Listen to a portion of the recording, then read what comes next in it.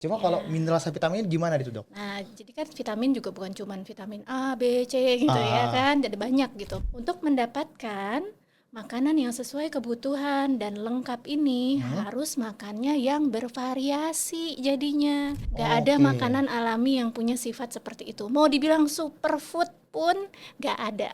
Oh jadi kalau ada label superfood sebenarnya kita tetap harus Tetap harus nggak dicek gitu lengkap, ya. tetap nggak lengkap.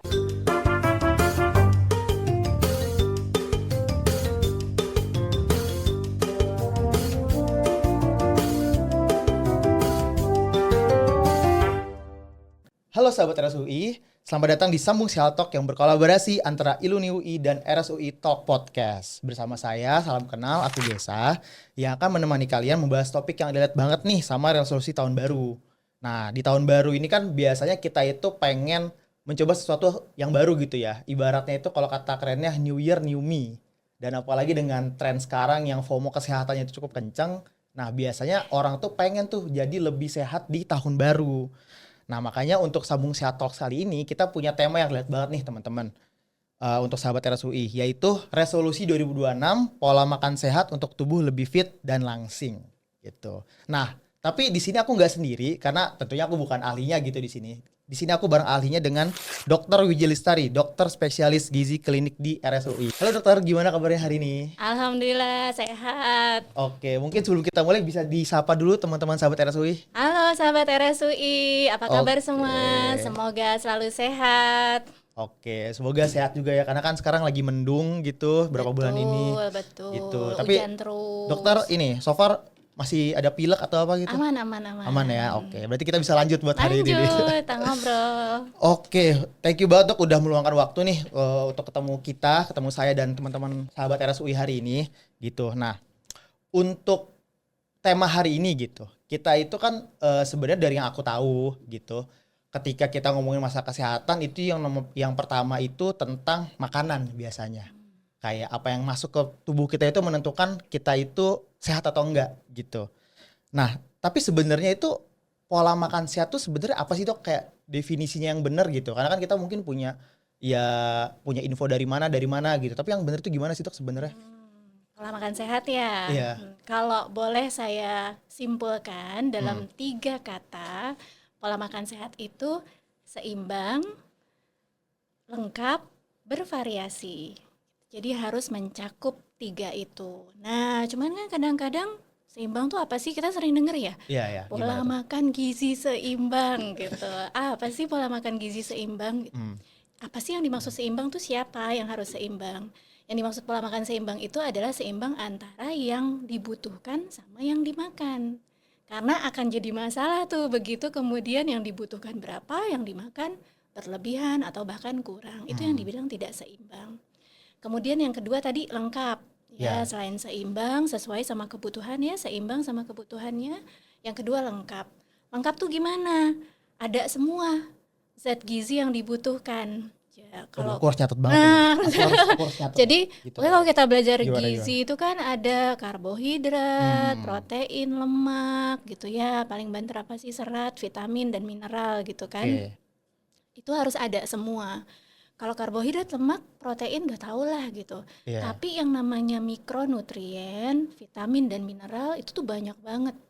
Ya A sampai Z, nggak sampai Z juga sih, cuma sebanyak itu gitu. Oh Dan iya ya. itu semuanya kita perlu Nah ini gitu, dicatat nih teman-teman ya nih. kan? Ini penting nih. Karena kalau Nah, misalnya mungkin karbo itu kayak udah sering oh nasi karbo, daging ah, protein gitu. Cuma kalau ya. mineral sama vitamin gimana itu dok? Nah, jadi kan vitamin juga bukan cuman vitamin A, B, C gitu ya Ah, kan, ada banyak gitu. Mineral juga ada banyak dan itu semua kita butuhkan. Maka tadi poin keduanya adalah lengkap. hmm. Selengkap mungkin kita mendapatkan semua zat gizi itu dari makanan. Baru itu dibilang sehat gitu. Nah, tadi seimbang sesuai kebutuhan. Kemudian zat gizinya lengkap. Hmm. Lengkapnya pun mungkin proporsinya tidak sama. Jadi bukan berarti yang namanya seimbang dan lengkap itu antara karbohidrat sama proteinnya jumlahnya sama, tidak seperti itu. Lagi-lagi kembali ke sesuai kebutuhan gitu. Oke. Nah, untuk mendapatkan makanan yang sesuai kebutuhan dan lengkap ini Hmm. harus makannya yang bervariasi jadinya. Kenapa begitu? Karena di dunia ini nggak ada satu makanan pun, makanan dewa, ada semua dari nutrisi dari A sampai Z tuh ada semua, nggak ada. Nggak ada Oke. makanan alami yang punya sifat seperti itu. Mau dibilang superfood pun nggak ada. Oh, jadi kalau ada embel-embel superfood sebenarnya kita tetap harus Tetap harus nggak dicek gitu lengkap, ya. tetap nggak lengkap kecuali kalau dibuat ya artifisial. Tapi kalau makanan alami tuh walaupun dia digadang-gadang superfood, nggak ada dia menyediakan semua zat gizi, sehingga kita makan tuh harus bervariasi. Tujuannya bervariasi apa? Supaya kalau di makanan ini nggak ada, dipenuhi dari makanan yang ini gitu. Oke. Makan sayur atau makan buah-buahan, makan jeruk terus, ya mungkin nggak ada semua vitamin di situ, harus dipenuhi dari pepaya misalnya, dari buah naga, dari mana-mana. Jadi makan Oke. pun harus bervariasi supaya kita mendapatkan nutrisi yang seimbang dan lengkap itu. Nah, kalau misalnya gitu, gimana caranya kita tahu? Karena kan tadi dokter sangat emphasize gitu ya bahwa kita harus tahu nih tubuh kita ini perlu apa. Baru kemudian tadi yang beragam dan bervariasi gitu. Tapi cara taunya itu gimana, Dok? Cara paling gampang sebetulnya, karena tadi kan seimbang itu antara kebutuhan sama yang dimakan Iya. itu harus seimbang. Gampang banget sebetulnya. Lihat aja berat badannya. Kalau berat badannya normal, berarti kan seimbang. Ya kan? Tapi kalau berat badan kita melebihi dari berat badan normal atau kurang dari berat badan normal, udah pasti itu nggak seimbang. Kalau berat badan kita lebih, udah pasti kita makannya lebih dong dari kebutuhan, ya kan? Mau bilangnya saya minum air aja jadi berat badan, nggak mungkin gitu kan? Pasti secara total yang dimakan itu lebih dari yang dia keluarkan, yang dia butuhkan. Demikian juga kalau berat badannya kurang, pasti yang dimakan itu kurang dari kebutuhan. Itu status gizi kita itu tidak akan bohong gitu. Jadi pastilah gitu ya setelah dianalisa itu antara kebutuhan dan apa yang masuk itu tidak imbang gitu. Itu dalam hal jumlah. Dalam hal yang lain nih tadi kualitas vitamin dan mineral kan nggak tahu ya gimana karena dia mungkin tidak mempengaruhi berat badan. Tapi misalnya kalau ada tanda-tanda yang mengarah ke kekurangan vitamin atau mineral tersebut, anemia misalnya, Nah, ya itu sebenarnya gimana pucet-pucet tuh? gitu kan. Saya contoh aja yang paling gampang capek, lemas, letih, lesu. Oke, berarti buat remaja jompo mungkin ada kurang mineral dan vitamin Nah, gitu. gitu kan, Gitu. pucet ya. Kalau cewek-cewek pucet mungkin dikiranya putih gitu kan. Iya. Coba cek gitu ya, jangan-jangan bawah matanya pucet, bibirnya pucet, semua ternyata anemia kan banyak juga ya karena kalau wanita tiap bulan menstruasi juga kalau dia makan yang nggak baik rentan anemia. Itu juga bukan kekurangan energi, kemudian karbohidrat, protein, lemak, tapi lebih mungkin karena kualitas yang dimakannya itu kurang baik, zat besinya sedikit. Jadi walaupun dia berat badannya normal, tapi anemia itu kan juga kurang berarti nggak seimbang juga. Atau misalnya gampang sakit, imunitasnya jelek, berarti mungkin ada beberapa vitamin dan mineral yang dia tuh nggak dapat rutin setiap hari dari makanannya. Cara-cara seperti itu bisa untuk mendeteksi nih apakah memang yang kita makan itu sudah sesuai kebutuhan atau belum. Jadi hal-hal yang kayak kita kira ya udah vitamin mineral gitu itu sebenarnya punya impact yang tinggi juga gitu ya. Betul. Jadi meskipun namanya mikronutrien tapi emang impactnya besar gitu ya, Impactnya Dok. besar, impactnya makro ya. Iya, Mikro. impactnya gitu. Jadi untuk teman-teman sahabat RSUI, semoga tadi bisa dicatat gitu ya teman-teman bahwa kita jangan cuma memperhatikan hal-hal makro gitu kayak proteinnya sekian, karbohidratnya sekian. Tapi juga kita harus pikirin bahwa ada loh hal-hal kecil yang ternyata impactnya juga besar gitu. Mineral kita bagaimana, asupan vitamin kita bagaimana. Jadi ketika kita beraktivitas tuh juga keseluruhan tubuh kita jadi lebih sehat gitu. Tidak gampang lemas ya, Dok gitu. Jadi mungkin yang gampang sakit gitu. Jadi mungkin yang agak jompo gitu itu bukan selain karena mungkin kondisi lingkungan juga mungkin kita harus cek diri kita. Siapa tahu ada hal-hal yang bisa kita perjuangkan lagi untuk lebih sehat gitu ya, Dok. Betul. Dan paling gampang sebetulnya ya MCU ya, medical check up, bisa di RSUI loh. Oh iya, iya boleh. Kan? Bisa di RSUI silakan dihubungi.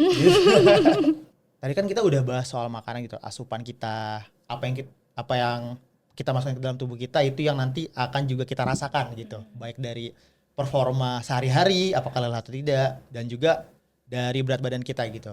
Cuma apakah memang sebenarnya defisit kalori atau ibaratnya yang masuk lebih sedikit dibanding yang keluar itu sebenarnya cukup gitu, Dok, untuk menurunkan berat badan atau achieve yang tadi tentang berat badan yang lebih ideal dan sebagainya gitu. Ya, betul ya. Jadi kalau secara teori memang demikian tuh gitu ya kan.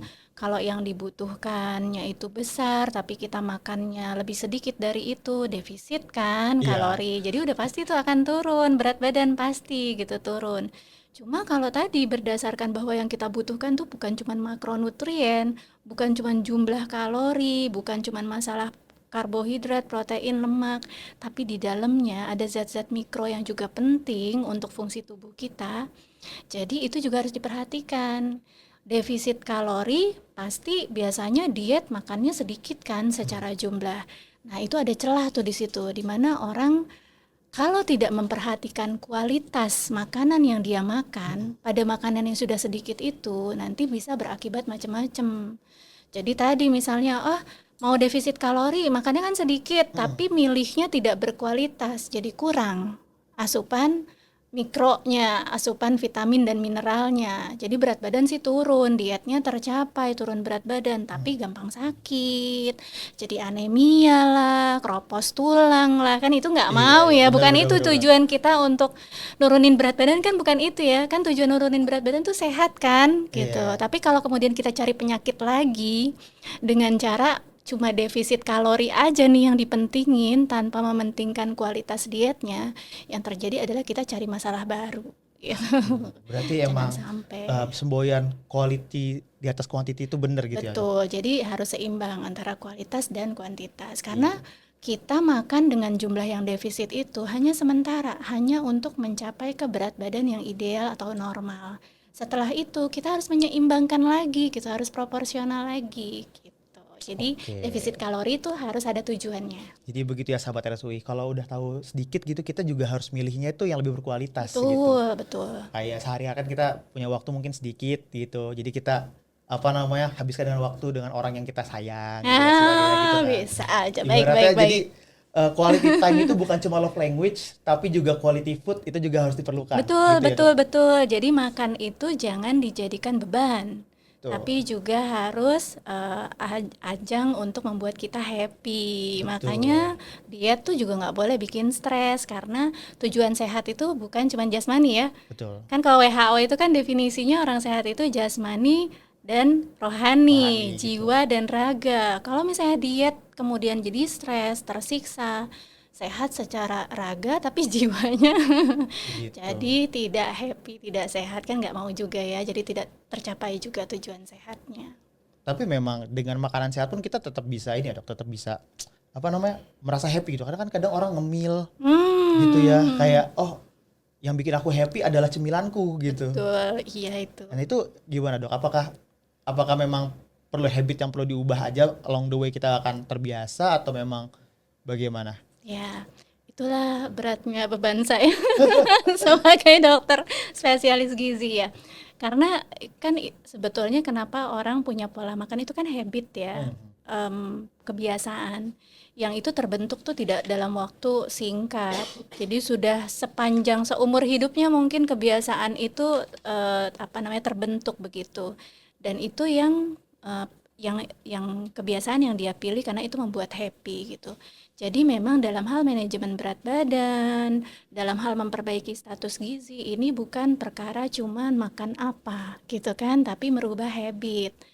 Kenapa? Supaya kita tuh gini, tujuannya kenapa sih kalau kita tahu nih cuma ngurangin makan, nggak usah ke dokter misalnya, itu gampang.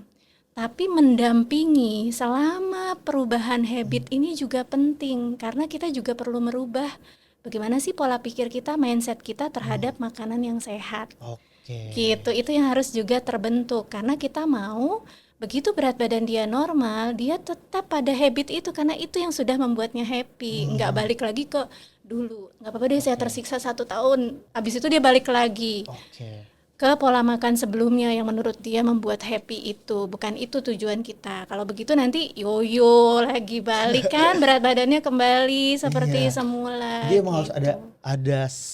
ada satu taraf kerelaan gitu ya, Dok. Kerelaan Benar, bahwa sadar bahwa oke ini buatku loh gitu. Ini buat kesehatanku. My body, betul. my temple kalau kayak anak Gen Z gitu ya. Betul, Iya, betul. mungkin Jadi keberhasilan diet itu juga sebetulnya mungkin dokternya cuma 30% aja, 70% tuh sebetulnya ada pada orang yang menjalaninya. Iya, jadi ibaratnya teman-teman kayak teman-teman punya tempat ibadah nih masing-masing kan gitu kan. My body my temple. Kita kan masuk tentunya harus yang bersih gitu ya. Gitu. Harus bersih, harus rapi gitu. Nah, begitupun makanan gitu yang tadi. Tuh. Kalau sekarang kan banyak self love. Oh iya, Iya kan? self-love. Self love. Ah. Ih, mau minum kopi gula inu gitu kan, atau makanan kekinian yang wah ini enak banget gitu. Ini bentuk self love aku loh gitu. Kenapa enggak menyayangi diri sendiri itu ya membuat diri sehat gitu kan, misalnya bisa dibalikin seperti itu ya gitu kan. Jadi konsep self love-nya juga harus agak dibentuk gitu ya, dibentuk supaya memang betul-betul self love, memang menyayangi diri sendiri, bukan semu gitu. Ya karena kan cinta juga kan kadang kita salah langkah gitu Nah, ya. Mencintai diri juga jangan salah ya teman-teman. Mulai gitu. nih, ini kayaknya curcol apa gimana nih? Ya sedikit-sedikit aja. Sedikit. Biar kepada teman-teman sahabat RSUI ya gitu. Apalagi kan mungkin di awal tahun bukan New Year New Me aja, tapi New Year New Couple. Nah, baik. Bagi yang belum ya. Bagi yang belum. Karena biasanya kan olahraga bareng pasangan, lari bareng pasangan, gitu kan dok. Kalau gitu. sendirian sedih ya. Gak apa-apa sih. Oh, gak apa-apa. Gitu kan single eranya juga bisa bagus gitu. Oke, single but happy gitu ya. Gitu. Nah itu tadi dok, kan sekarang kan juga yang sering jadi tren itu adalah olahraga tuh. Jadi mereka udah makan sehat, udah olahraga juga gitu. Nah itu seberapa penting sih olahraga itu dalam skema diet kita gitu? Apakah olahraga itu sangat mempengaruhi ataukah itu hanya penunjang atau bagaimana itu dok? Ya, nah kalau dalam bicara tentang olahraga, kita juga perlu tahu ya, olahraga tuh tujuannya apa gitu kan. Tujuan olahraga itu yang pertama itu mengeluarkan energi, membuat energi dan dikeluarkan. Jadi dalam bentuk energi expenditure. Energi itu dapatnya dari mana? Bakar dari makanan gitu kan, bakar dari cadangan-cadangan lemak kita gitu. Sehingga kalau kita banyak olahraga atau beraktivitas fisik, energi expenditure kita meningkat. Artinya kebutuhan kalori kita meningkat. Jadinya yang kita makan nggak berlebihan gitu, mengurangi gap antara yang kita makan dengan yang kita keluarkan. Itu yang pertama. Jadi semakin defisit tuh nanti ya kan, karena yang dikeluarkan banyak, makannya nggak bertambah, tapi karena olahraga energi expenditure-nya meningkat gitu. Nah kemudian tujuan olahraga yang kedua adalah mempertahankan atau membentuk otot ya, bisa mempertahankan walaupun nggak membentuk tapi ototnya dipertahankan, atau membentuk otot. Kenapa sih harus membentuk otot atau mempertahankan otot? Di tubuh kita nih kan isinya macam-macam ya, terutama kalau yang bentuknya itu terlihat dalam berat badan, itu dua komponen pentingnya adalah otot sama lemak. Ya kan, self-aware saya. Nah gitu. Masih kelihatan di bawah gitu. Nah lemak tuh dia nggak banyak pakai energi, nggak banyak ngebakar energi. Memang sifat malas karena dia sebetulnya gudang, simpanan energi. Jadi dia nggak pakai.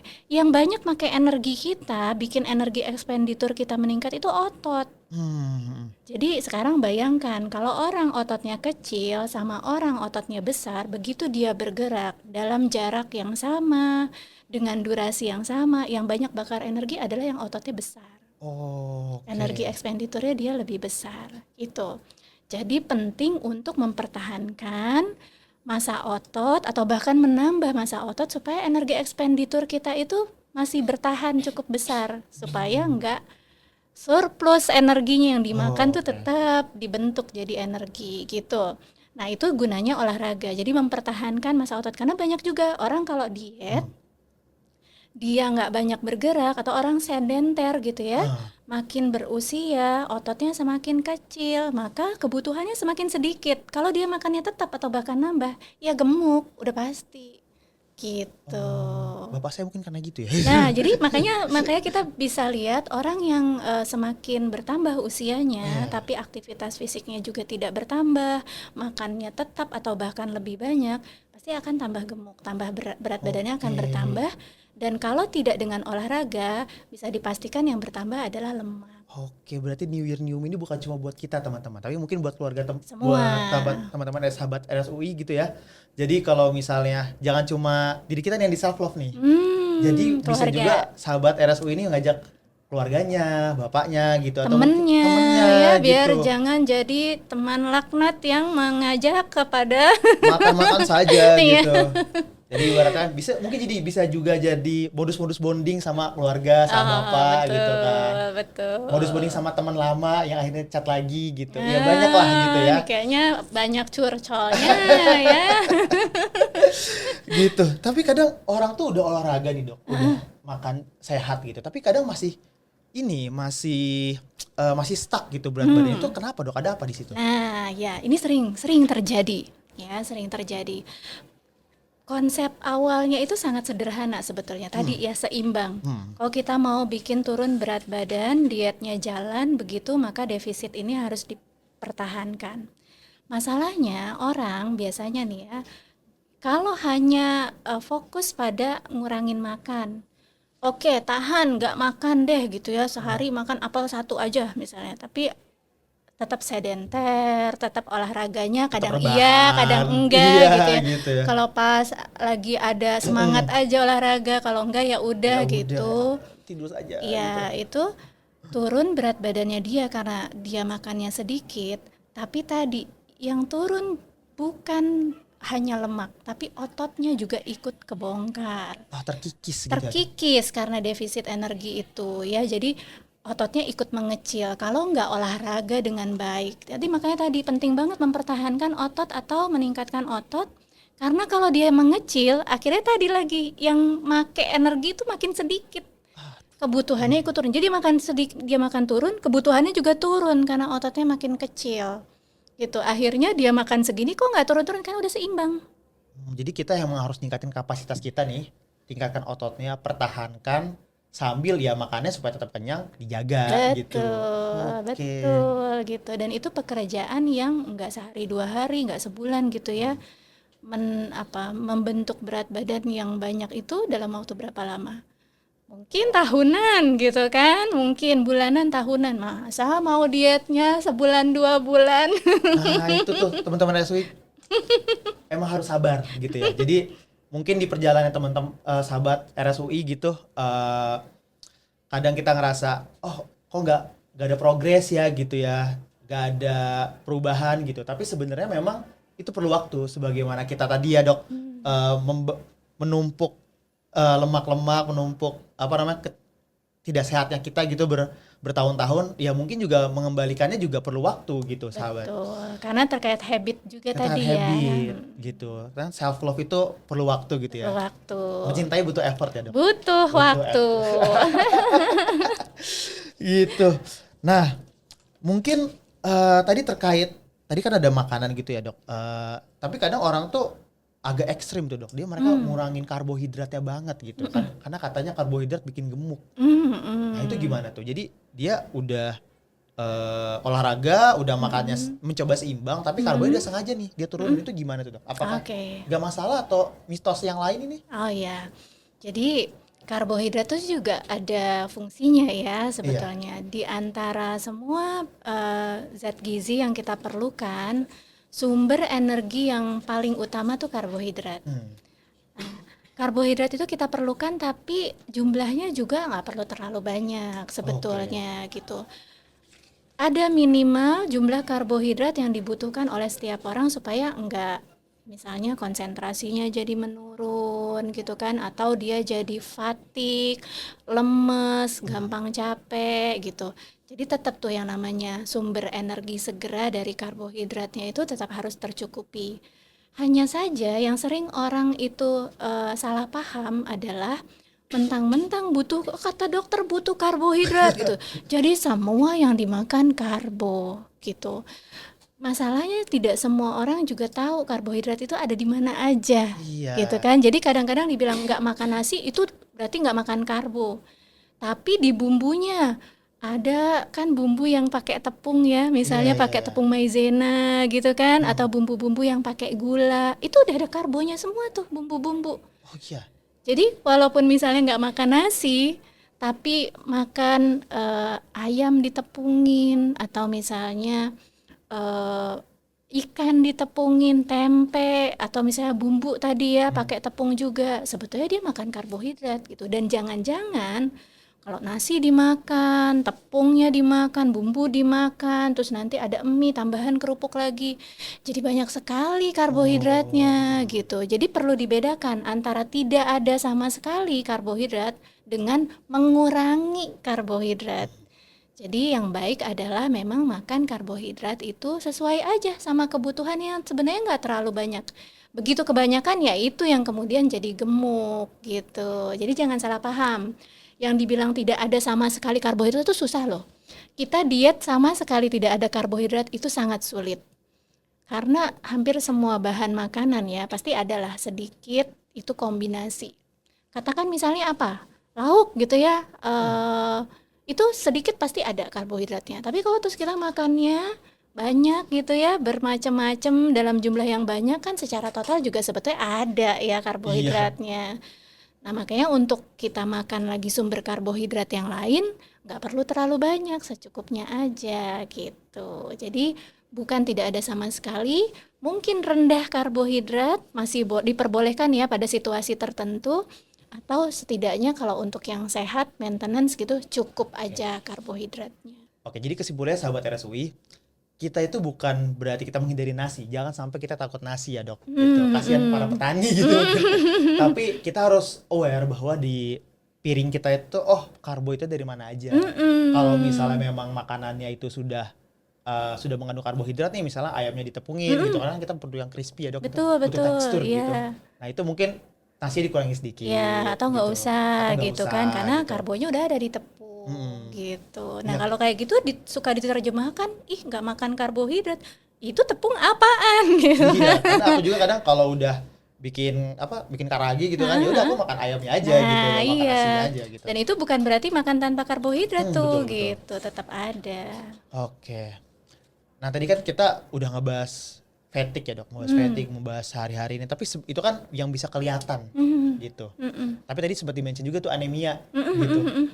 Tapi sebenarnya dari olahraga yang baik, makan yang seimbang gitu, itu jangka panjangnya apa sih, Bro? Kayak kesehatan gitu, mengenai apakah terutama kan sekarang kan resiko diabetes makin tinggi, terus juga penyakit-penyakit juga makin banyak, itu dampak sebenarnya jangka panjangnya apa gitu, Dok? Ya, tentunya sehat ya, sehat. Kalau kita aktivitas fisiknya baik, berarti kan peredaran darah setiap hari kalau kita beraktivitas yang baik, berolahraga lancar lah ya, peredaran darah, jantung dipompa, bukan cuman deg-degan gitu kan, tapi juga Deg-degan sama siapa, Dok? olahraga deg-degan karena olahraga sama Oh, deg-degan betul. karena dipanggil dosen killer gitu kan beda ya gitu, Oh, ini sahabat stresnya. RSUI yang masih UI nih. Nah, yang mahasiswa, Yang mahasiswa iya. gitu. Yang satu stres, yang satu happy. Olahraga harusnya bikin happy Harusnya gitu. bikin happy. Itu kan sehat, dapat lah sehat jiwa raganya.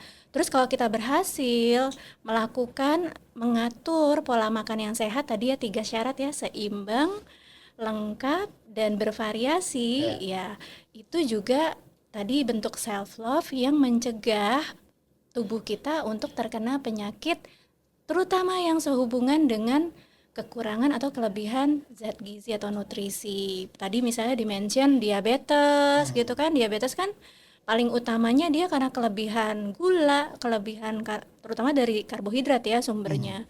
Kalau terus-terusan dalam jangka waktu panjang badan kita terpapar gula yang tinggi, lama-lama lelah dia kan gitu kan, sistem di tubuh kita tidak bisa menanganinya, terjadilah diabetes. Atau misalnya kelamaan makannya itu tidak berkualitas, tadi misalnya yang pilihnya yang rendah zat besi, lama padahal kita sehari-hari darah dari ujung jari, ujung kepala sampai ujung kaki itu darah mengalir begitu, dibentuk berganti terus memerlukan zat besi. Kalau kita nggak makan dengan cukup, dari mana dapatnya? Lama-lama kan dalam jangka waktu panjang kekurangan, terjadilah anemia. Atau misalnya ya hampir semua zat gizi kalau kekurangan pasti dalam jangka waktu panjang akan menimbulkan dampak. Sehingga memang memenuhinya setiap hari itu menjadi kewajiban ya untuk kita supaya sehat terus gitu.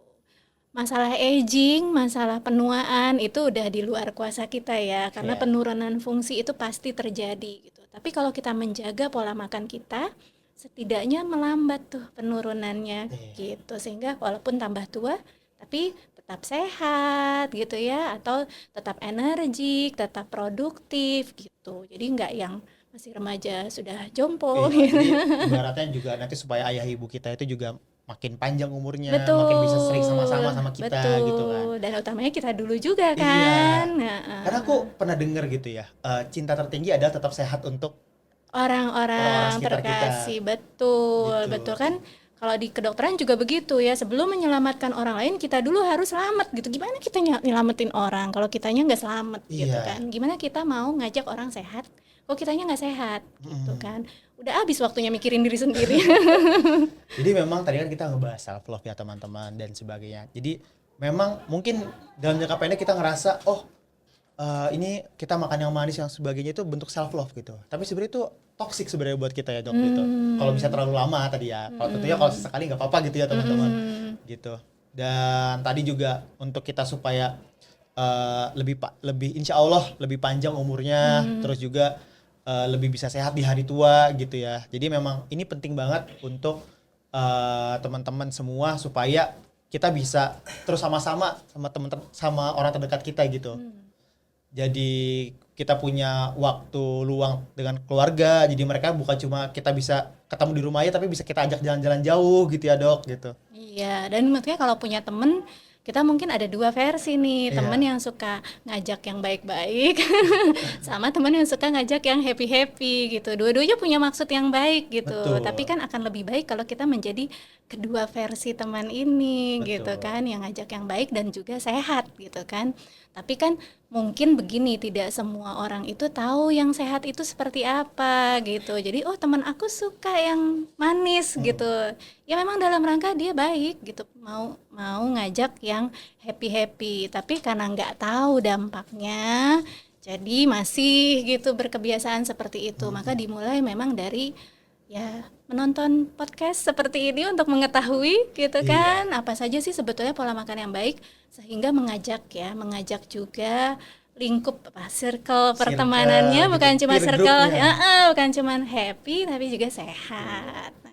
Nah, sahabat RSUI, tadi kan kita udah bahas tuh bahwa kita tuh harus tahu apa yang kita butuhkan. Nah, di RSUI sendiri, khusus untuk Iluni UI, Warga UI, dan Puna Bakti, itu ada diskon 10% untuk medical check up. Itu kan dok, Lumayan banget tuh. lumayan banget. Jadi kita bisa tahu nih apa yang kita perlukan dan mungkin 2026 bisa lebih sehat ya dok. Betul, dimulai dari mengetahui dulu kondisi tubuhnya saat ini, sesehat apa sih gitu ya, jadi MCU. Oke, jadi nanti mungkin ketemu dokter juga. Ketemu saya kalau ada masalah Oh, di ada gizi. masalah. Berarti jangan sampai ya, Jangan sampai sahabat. ketemu saya ya. Nah, sahabat RSUI, kita sudah di penghujung acara kita nih. Tadi kita udah bahas banyak hal, mulai dari makan bergizi, kita juga tentang makan seimbang, terus juga olahraga, mitos-mitosnya juga, tentang self love terutama, bahwa jangan sampai makan bergizi ini tuh atau pola hidup sehat itu menjadi beban buat kita. Tapi ini adalah harus dipasangkan di mindset kita. Ini adalah bentuk cinta kita pada diri sendiri, kepada teman, kepada keluarga, dan kepada semua orang yang sayang sama kita. Bahwa kan tadi kan itu ya kita bahas bahwa tingkat sayang tertinggi adalah menjadi sehat buat orang-orang terdekat gitu ya dok. Gitu. Jadi untuk itu kita tutup dari aku Gesa dan Dokter Wiji. sampai jumpa di kesempatan berikutnya. Bye bye. Bye.